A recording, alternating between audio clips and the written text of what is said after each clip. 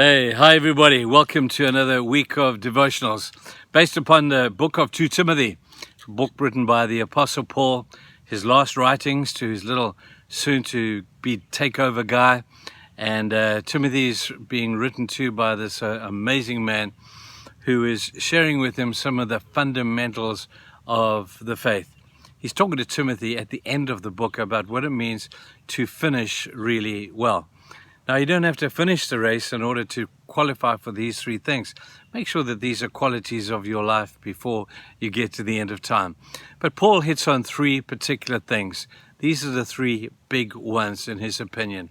You never want to leave this life without these three things. And we've covered two of them so far. We said, first of all, you've got to fight the good fight. That was number one. Secondly, he said, you've got to run the race. Got to finish the race. And then thirdly, which is the one I want to look at now, is the one of keeping the faith. He says you got to keep the faith. Run the race, fight the good fight, and keep the faith. Those are the three big ones. Now, what does it mean to keep the faith? Well, my first suggestion we need to think about is you can't keep something that you don't have. I can't keep money that I don't have because I don't have it. Same thing with faith. Unless you've got it, you've got nothing to keep.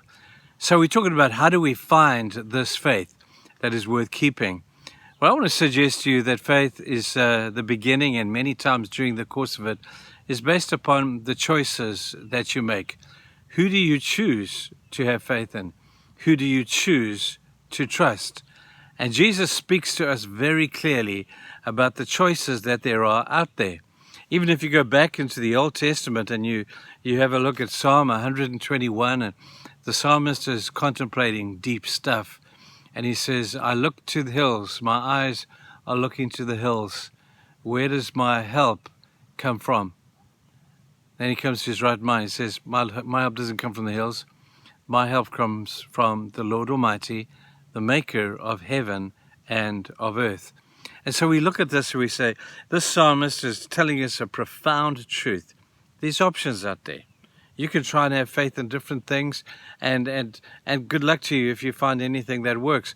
But his suggestion is the hills have offered a few things. You can look to the hills, but there's no help there.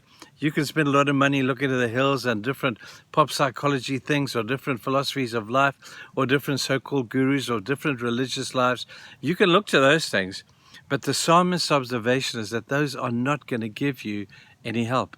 He gets you to the very end. He saves you a lot of pain. Listen to the guy. He says, I look to the hills for my help. Where does it come from? It doesn't come from them. I know what I'm going to do. I'm going to look to the Lord Almighty. And then he says who this Lord Almighty is and what he can do and why he's worthy of having faith. Put him. He is the maker of heaven and earth. Now, people, listen. I don't know about anybody better than that to put your faith in. Nothing can top that. The Lord Almighty knows everything, is everywhere, can do anything. I put my faith in somebody like that, wouldn't you? But it's a choice that you have to make. It's a choice that you have to make. Do you remember Joshua at the end of his life, in the book of Joshua, chapter 24, he calls the whole nation to himself. He knows that he hasn't got long to go. They settle the land and he realizes his job is kind of done. And he calls the people to himself and he gives them this most remarkable speech. He says, hey guys, I'm not going to be around very much longer. And today you people are faced with a choice. You can either worship the gods of the nations in the land that we've just taken. You could worship them. That's a choice. There's options. And within that option, there are 1,000 different options. You can choose to worship one of those. But he says, but as for me, I've weighed up the evidence. As for me, I've checked out how God gave us victory. I've seen how Jehovah walked with us. I've seen how Jehovah provided for us. And my choice and that of my family is that me and my household, we will have choice. We've made a choice to serve the Lord. We've chosen to put our faith in him. I've got to tell you people right up front, God has a great track record of responding to people like that. He'll never let you down. He'll never jack out on you. He's not moody. One day he'll do it, one day he won't. No. God is not like that. Put your faith in him. The hills have nothing to offer you. Well, they have stuff to offer you, but they've got nothing to give you. Put your choice and faith in God alone. It's not faith in God plus a whole bunch of other stuff. It's not faith in God plus the church. It's not faith in God plus, this book or this person or somebody else. It's not that. It's faith in God alone. He will not share you with anything, no matter how good some of those things may be. Begins with the choice. I really hope you people have made a good choice, the right choice. My help doesn't come from the hills. My help comes from the Lord Almighty. Therefore, because he's the maker of heaven and earth, I'm going to put my faith in him.